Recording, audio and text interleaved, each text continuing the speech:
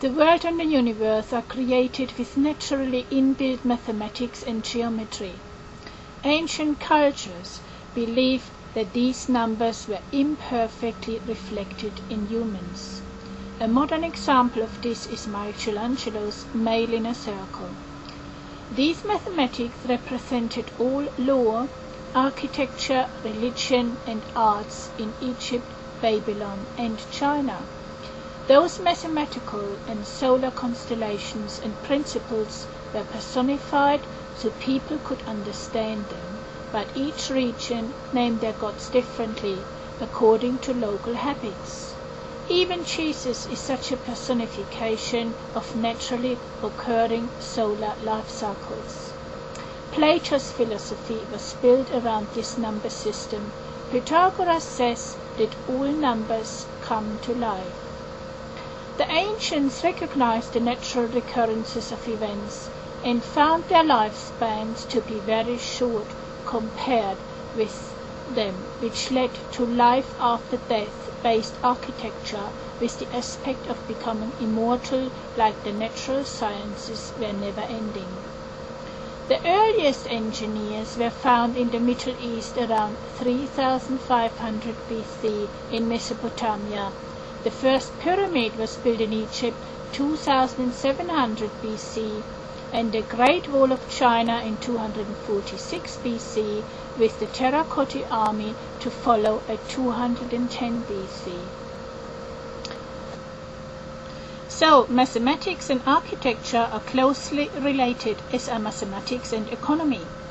This trilogy of sciences are the foundation of today's modern society, or otherwise called the New World Order, which is not so new as many believe, but its foundations exist since the beginning of time.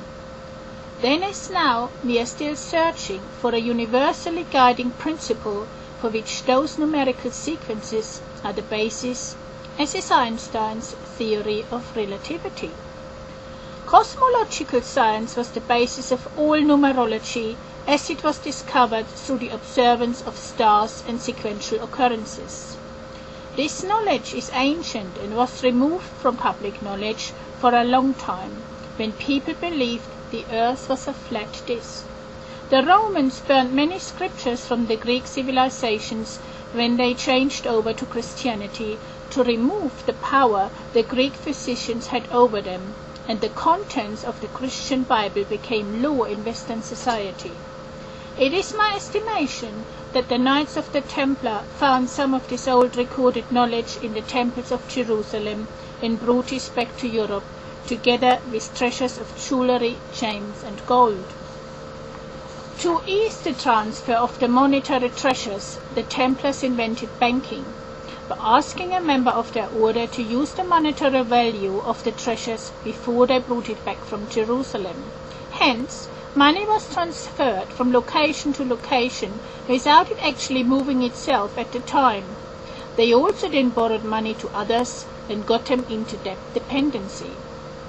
The found knowledge and the treasures impressed the Pope at the time so much that the Knights of the Templar were given total freedom to travel, exemption from taxation, but this didn't last too long because they amassed so much wealth and power that Pope Clement V and the French King Philip IV felt their own powers receded, and so the Knights of the Templar were accused of devil worship and burned at the stake.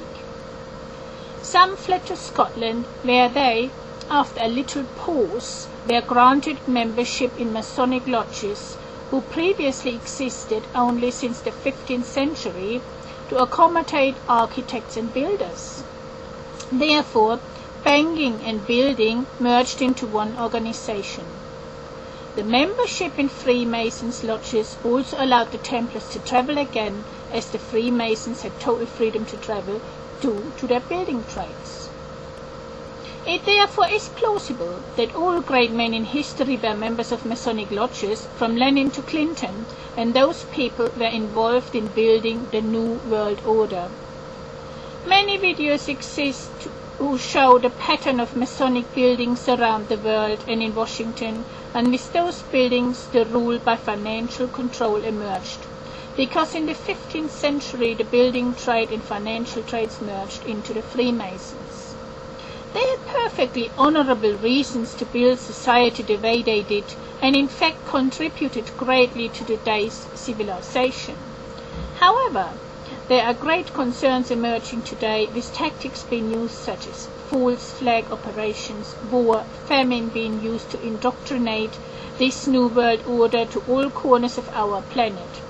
Because before the introduction of worldwide travel, such schemes operated only in areas reached by the Roman Empire, because the Chinese culture developed independently in its own region, and they did not merge until the 20th century. It also has now only emerged that with the introduction of industrialization, we laid the foundation for today's earth warming and global catastrophe, as industrial production produces greenhouse gases. With the reduction of rural society, people became more and more concentrated in city centers, and lifestyles changed dramatically, making the administration of society centralized and government controlled with less independence for the individual.